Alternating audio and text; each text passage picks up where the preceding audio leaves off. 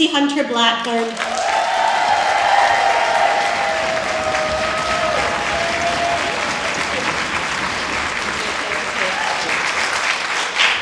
Can you hear me at the back?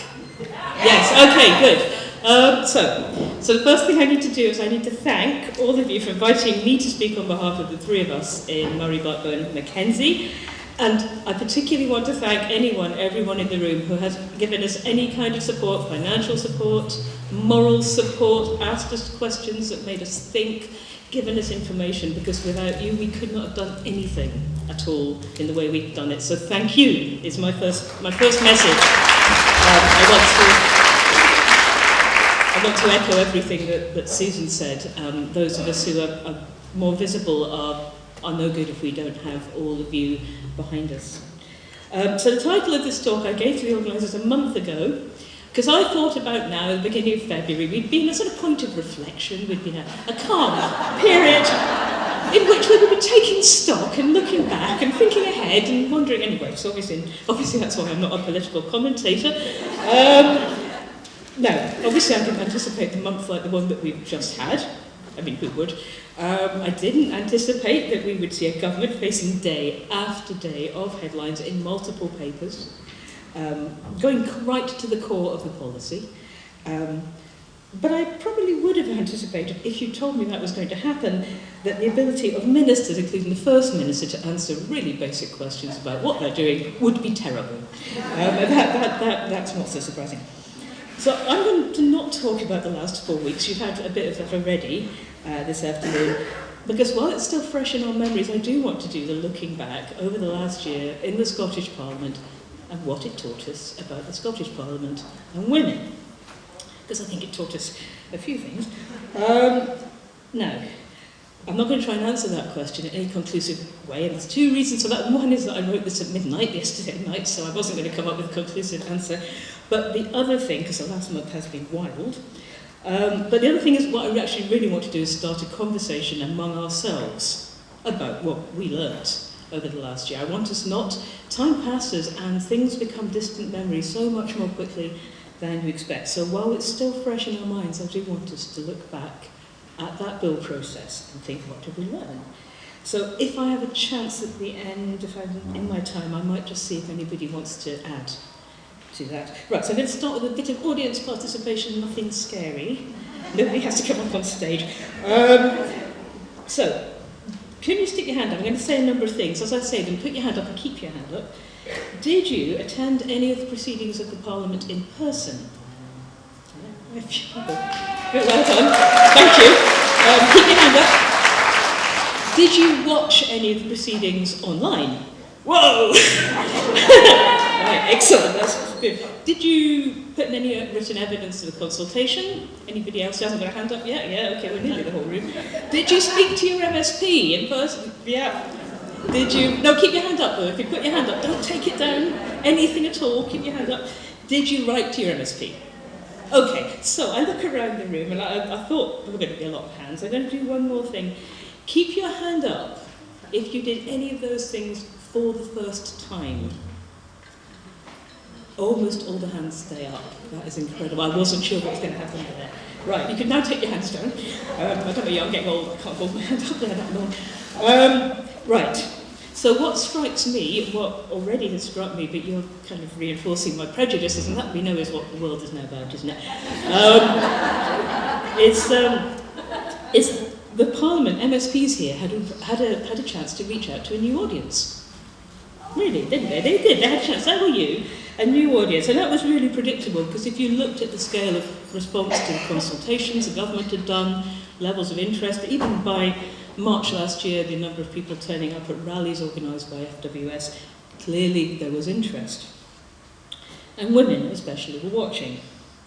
But, and here's my view, MSPs did not behave like people who thought that anyone was watching. That's my view, just to get it out there.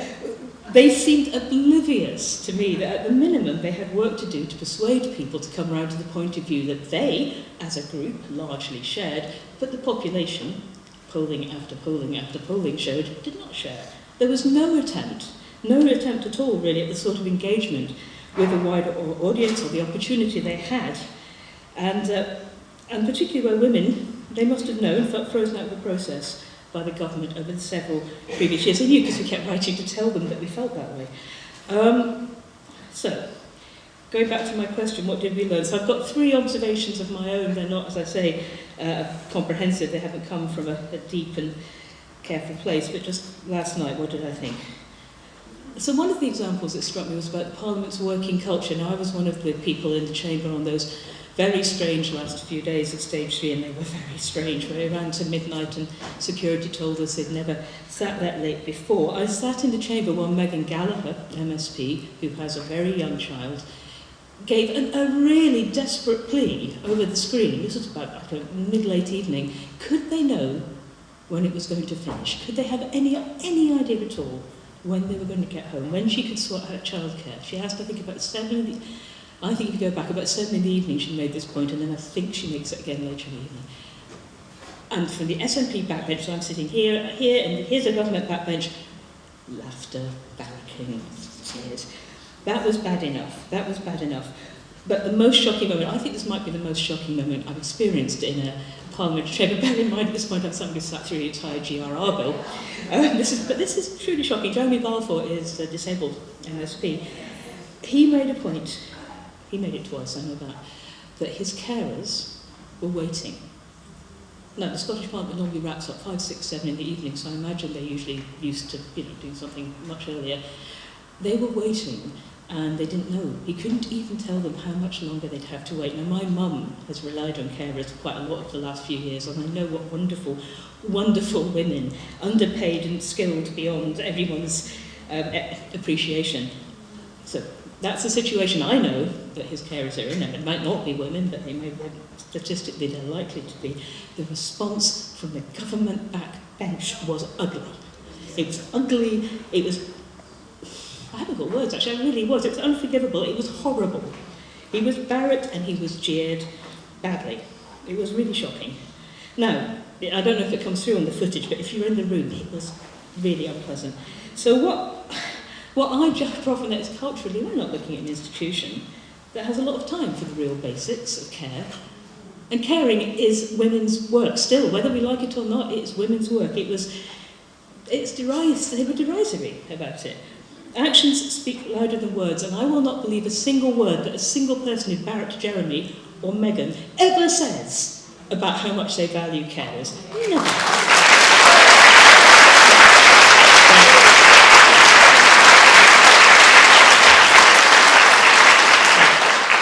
And we haven't even got to the content of the bill. Right, second observation is about a structural bias in the culture of the Parliament that works particularly against women.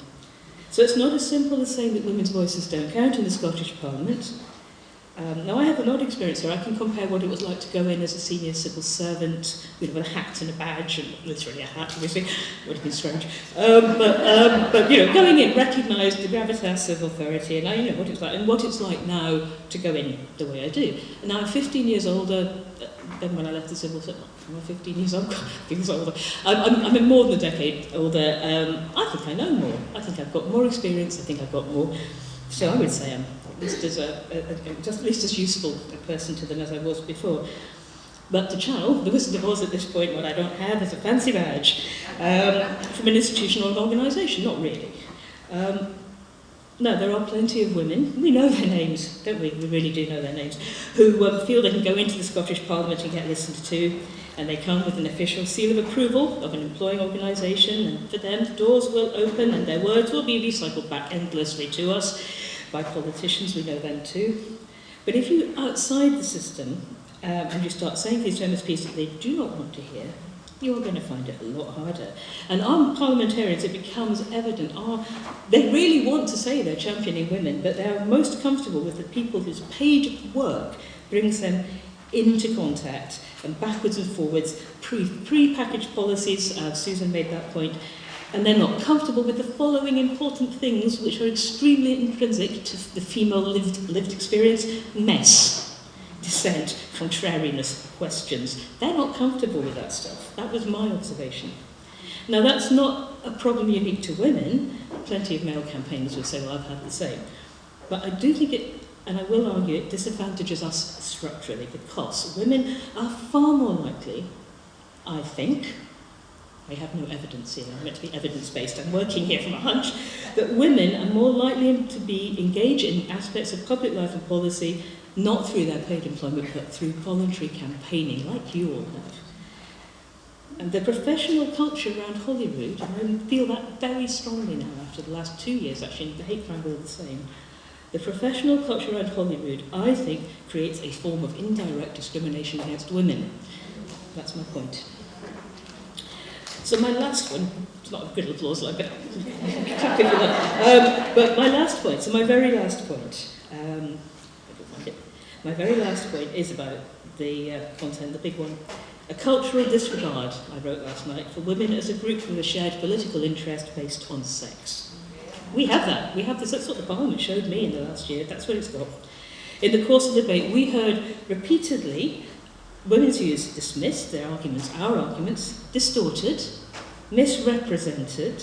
I spent the entire process, it felt, repeatedly trying to get across that women have an issue with maleness. And hearing it played back to me as an issue with people being trans. And it didn't matter how we said it, how often we said it, it would not cut through. There was certainly no warmth, as I have written little warmth, actually I think it's no warmth in the chamber, in those last few days before Christmas, towards women who were saying uncomfortable things. And at stage 3, I spent the better part of 3 days staring at the back of the First Minister's head. She was never there enough. No, she was. She was in the chamber quite a lot at stage 3 because of the running votes. So actually, I did spend a long time staring at the back of Nicola's head. And, you know, from the cheap seats, the ones that didn't get the round of applause and the standing ovation of this, you know. But I had to miss part of it because I had to miss part of the second day of stage 3 because I already had tickets to the panto, and sometimes you just can't make things up.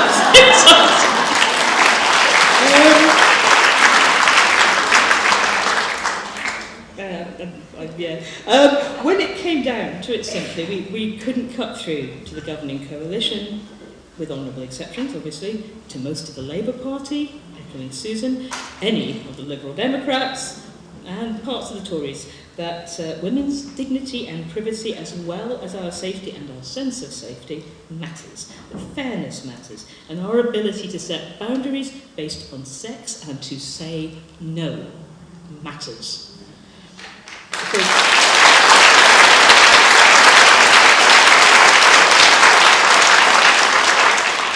And although I agree with other speakers that something really has changed in the last month, really has changed, we still have a mountain to climb there. We still have people who are looking for quick headline fixes, lines to take, quick, we'll sort this out here. The basic right to say no and set boundaries and to see sex is still not something that our political class as a large group can say, and that is why they can't even answer the most basic questions. So specific examples, it all never stops shocking me that we couldn't get into the room with the Bill Committee, the extremely brave women who came forward to say they were willing to talk about their self-exclusion from single-sex spaces, women who were survivors of male violence, turned down by the committee to their endless, perpetual, never-to-be-forgotten shame. I think the only thing I would say is that failure has come back to haunt those people in a way they never expected, and I am pleased about that.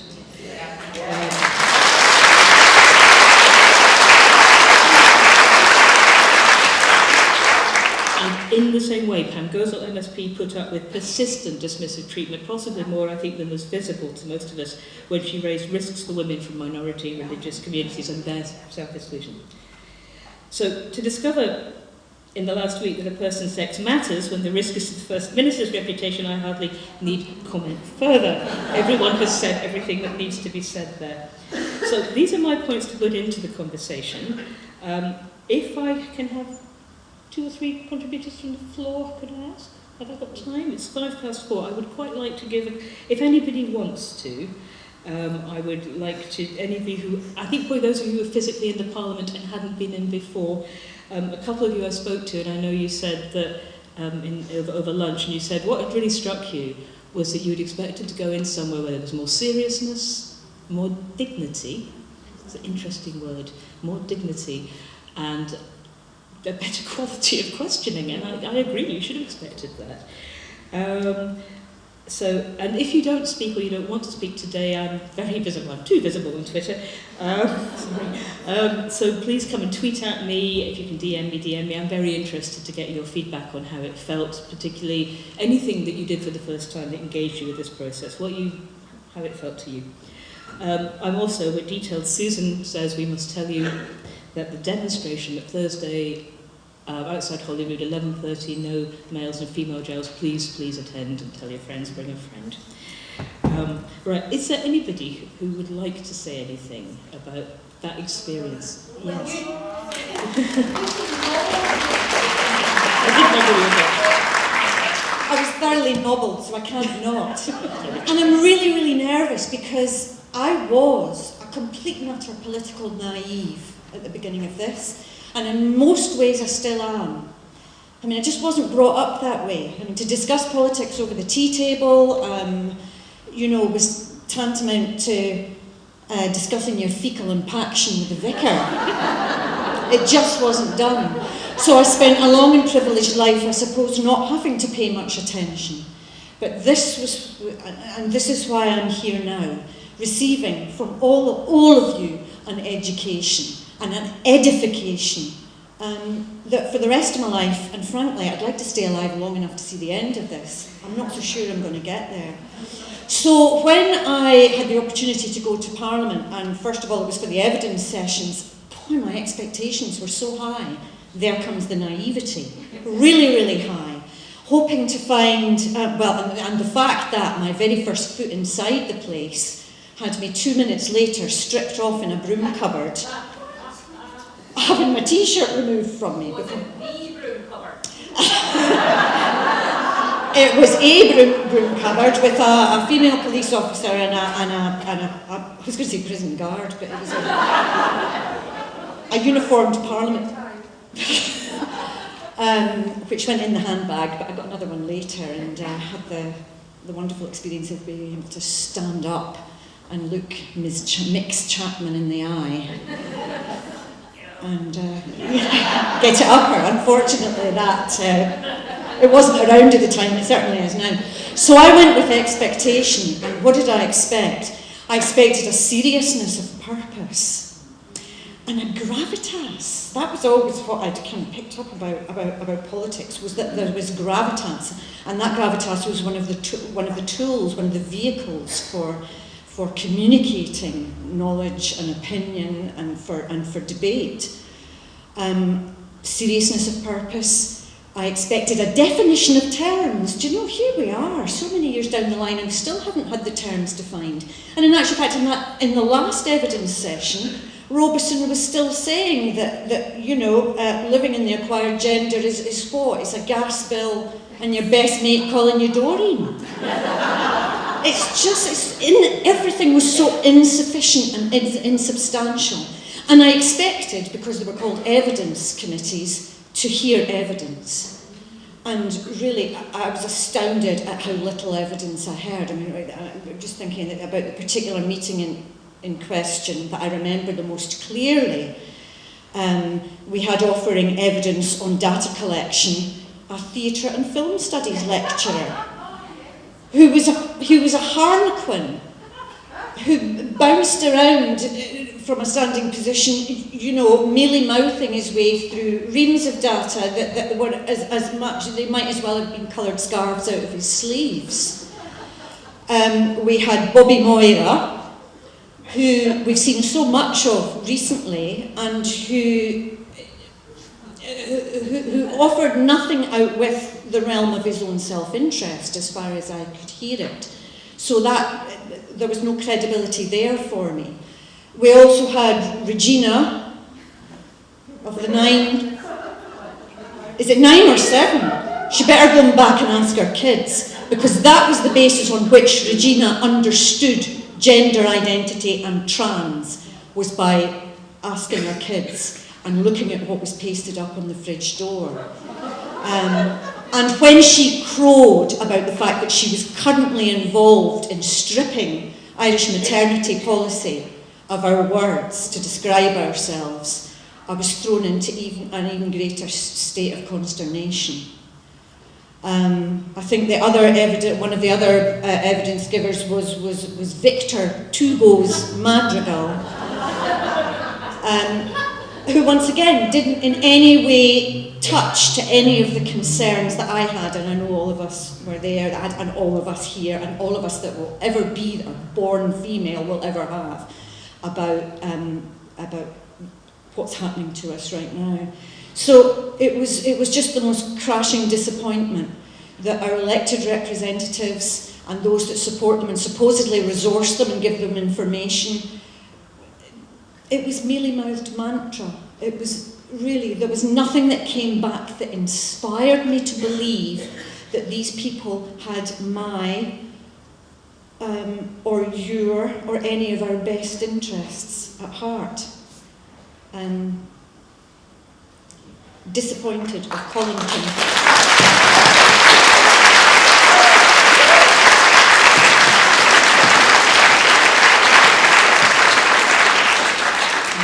I'm not going to ask anyone to follow that. I had the great pleasure.